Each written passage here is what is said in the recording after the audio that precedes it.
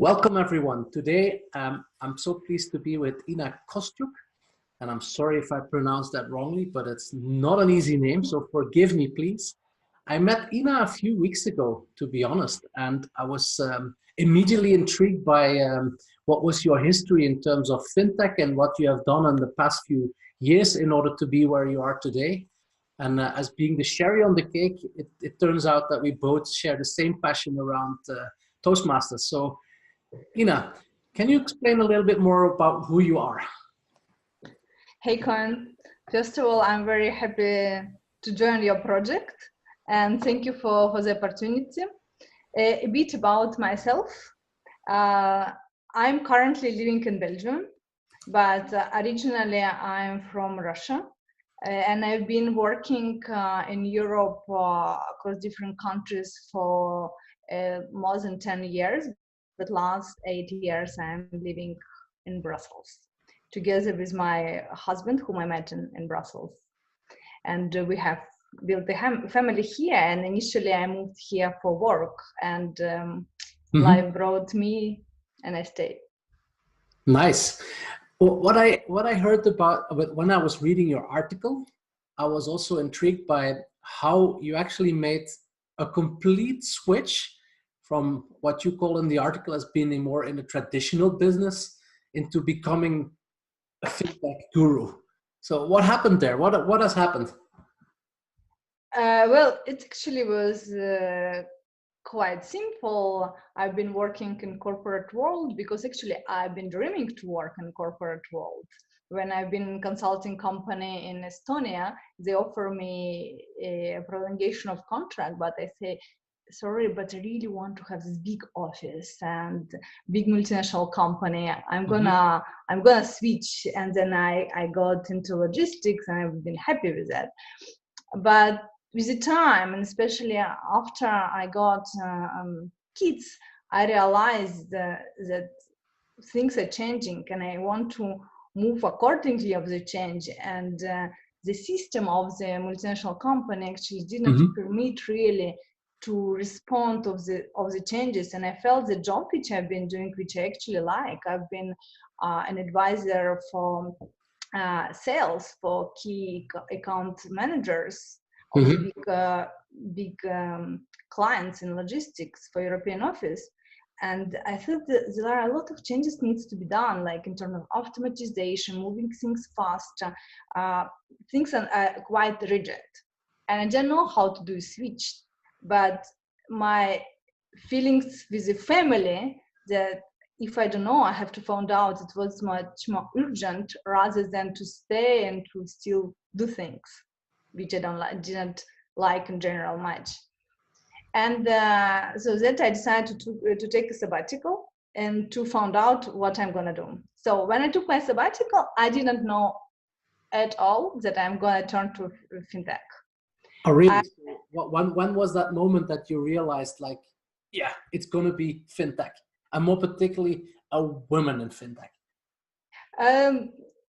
It was when actually I went to Paris Fintech Forum in January 2018. And why I went actually there? Because I want to know more about fintech. Because by my first degree, I have a master's in finance, so I work quite a lot in finance before I moved to marketing. And I clearly understand financial management and how things happening and all there. And I said, like, okay, this is technology part, which has been very scary for me personally. And I said, okay, but maybe something could be interesting. So I decided just to, my curiosity actually brought me there just to check it out. And then I realized after these 2-3 days in Paris, like got totally new world open up for me. And I realized that there are a lot of opportunities, and actually it's a place where new products are building and things are happening. And actually it's very innovative. And in my mind, I wanted to work in an innovative environment. And I had no idea how to get there. And then it was like, okay, this is my door. I just go there. And And as a newcomer in the industry at that time, I know that you have then been going to intensive courses, and you followed special things, and you're still studying as we speak. But Yes. how did you feel at first when you decided for yourself to say, well, now I would like to go and continue my career in fintech? But how were you welcomed by other people? How did you perceive that?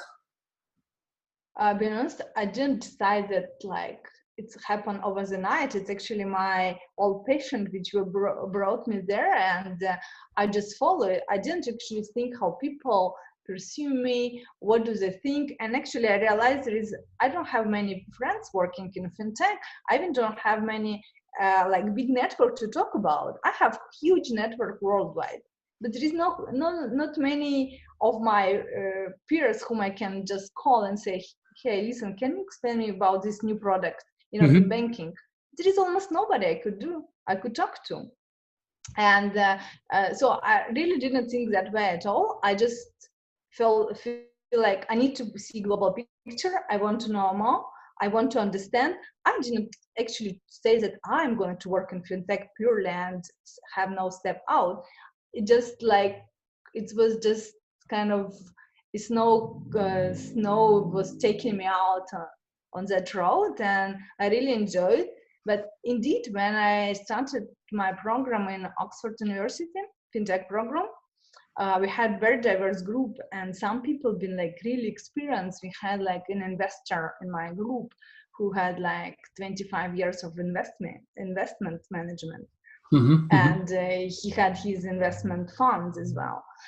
So he's very experienced, and you can see even if he was there to also get knowledge of ecosystem and to have a broader perspective of the future product. But his knowledge from his past experience actually were helping much more than particular fintech experience. And I realized that all experience matter. It doesn't matter. It's not as important what exactly if I did fintech for last 10 years or not. It's more important that I had particular experience which I can use in fintech or with any product which I'm gonna create or any job which I'm gonna do.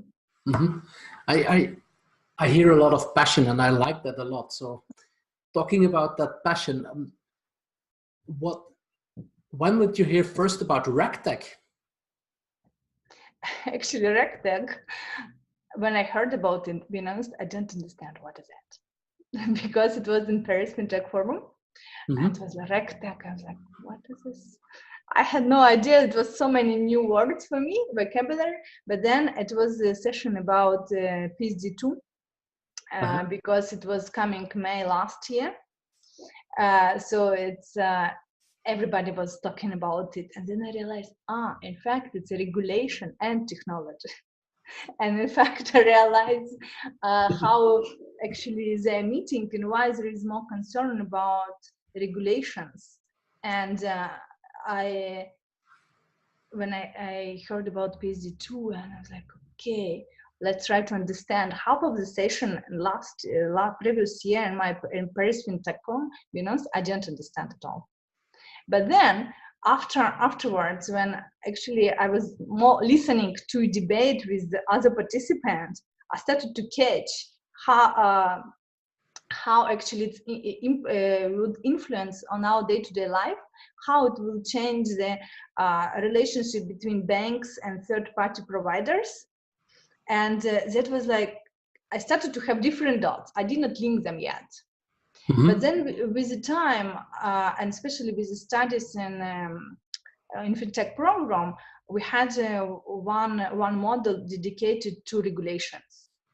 And then we had to do an overview between regulations, jurisdictions. We took like UK or Europe in general, but UK is the most as an example, and US. And we realized that actually Europe could be considered as a role model with the PSD2 regulations, because many other regions don't have such regulation well written. And as far as I follow currently the the fintech trends, regulations, and insurance tech, anything related to tech and something, there is more and more tendency of people who thinks that it's gonna be PhD free, which would go in deeper collaboration between banks and other criteria. So I think there is a lot of space for new regulation and technologies. Well, you have also worked at several international companies before you turned into that beautiful world of RegTech and FinTech. When you look back in hindsight, do you see some similarities with where you worked before, or can you take some? Or do you have some examples where you now think, oh, now I looked at with a RegTech glasses, I look at things differently. I would have done things differently back at the time.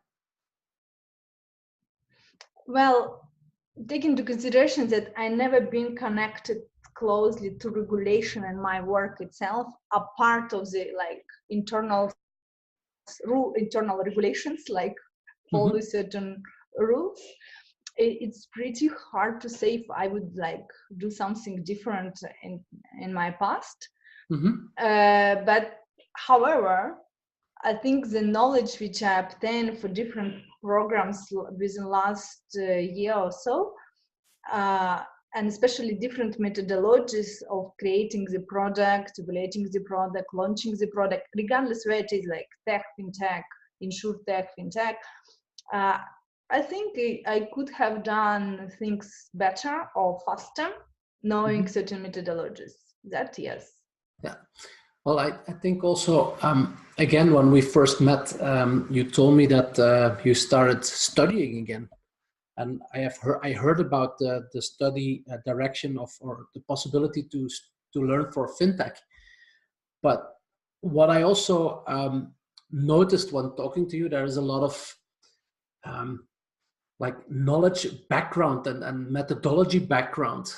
So with your background that you have today, maybe a very stupid question, a very open question at the same time, like, know what you know today, what keeps you awake professionally? Or what would you like to change in the world going forward? Well, professionally, being honest, it keeps me awake is my project, which wakes me up often at 5 a.m. in the morning and gives me 1 hour of calm time. And why so? It's because I'm creating a product from scratch in a payment segment, and it's a new journey for me, and it's a lot of unknown. And indeed, as you said, I've been going through different studies, and currently I also study at Solvay, Brussels schools, and that the fact how to apply the theory or methodology in reality, and it's not always straightforward, and it's kind of a mix of experience and knowledge. So now, knowing certain methods, I also started to read more article or interview of people who use this method to develop a product. Because just to apply, for example, I recently read that many business schools use competitive analysis for evaluate the customers, or evaluate the market, competition. But on the business, people don't really use it. And for me, because I'm doing a business plan now for school and for my project in a parallel, and for me it was the question, why? Because with the school we have to do it, we do it, right? And then I found very good article saying that many people undervalue the well done competitive analysis, and then what you can learn from the competition. And then I thought, yeah, when I've been in any company, we barely learn about competitors. Or maybe it's on some strategic level, people did a snapshot once in 5 years, or the new ones, the competitors, and that's it. But now the environment is very agile, fast changing. You just have to be always on top of the ball and keep moving, and you have to know what is new in the business. And in particular, before, at least, I always thought like competition is very bad. If there is a competition and it's kind of afraid, and it's, you have to really think twice about it. But now I realize, and again, thanks to Paris FinTech Forum, where I had several very nice discussions about competitors, and I realized that actually competitors, it's your best friends, because through learning from them, learning about their product, you can know how to adjust your product better. You can become one day even partners, just to have Absolutely the same scope of customers, but be complementary. And this is something which normal business environment try to avoid. But I personally think it's actually the way to grow, and one of the way to how to negotiate business and do collaboration. No, totally agree. Talking about collaboration, since you're starting up your own business, and well, the article you wrote was also about how there's gender diversity within or RegTech industry. How do you look at it when you're looking at your own business? Are you trying to apply it? Well, obviously you have yourself as being already one part of the gender, but how do you look at it? How would you intend to bring a balance, or maybe not?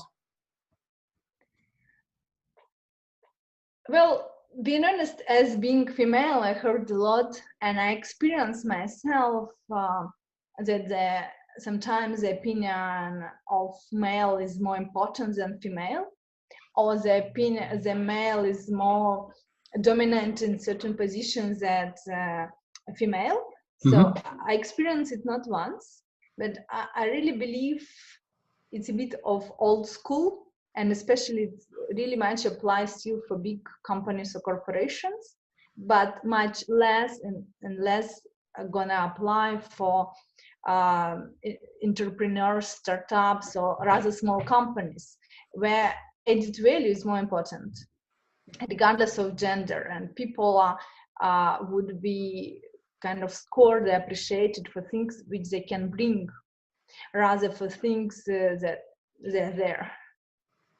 And that's why for me, moving to that more dynamic, agile space, like tech plus something, I think even if at that moment there is definitely no gender balance for sure, but I hope it will come, and for several reasons actually. For women and men are different, and there is no debate who is better, who is worse.